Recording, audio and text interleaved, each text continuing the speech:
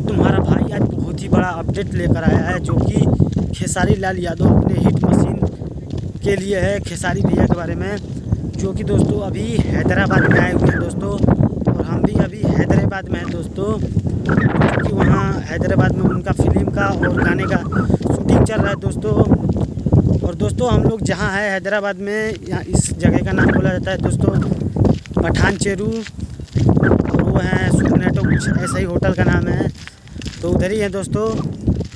तो दोस्तों कोशिश करते हैं, आपको कोशिश करेंगे कि आपको खेसारी भैया के यहाँ जाने का कोशिश करेंगे, और टाइम मिलेगा तो देखते हैं दोस्तों, जाते हैं खेसारी भैया का शूटिंग दिखाते हैं। और भाई क्या बोलें, बहुत ही ब्लॉकबस्टर मूवी आने वाला है खेसारी भैया का।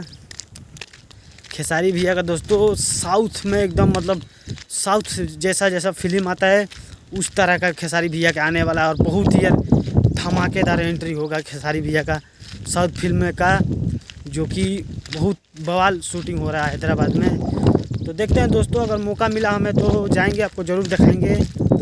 यहाँ से ज़्यादा नहीं, 30-40 किलोमीटर दूर पड़ता है जहाँ खेसारी भैया हैं। तो देखते हैं, अगर मौका मिलेगा तो दोस्तों आपको जाके दिखाएंगे खेसारी भैया का शूटिंग वूटिंग। तो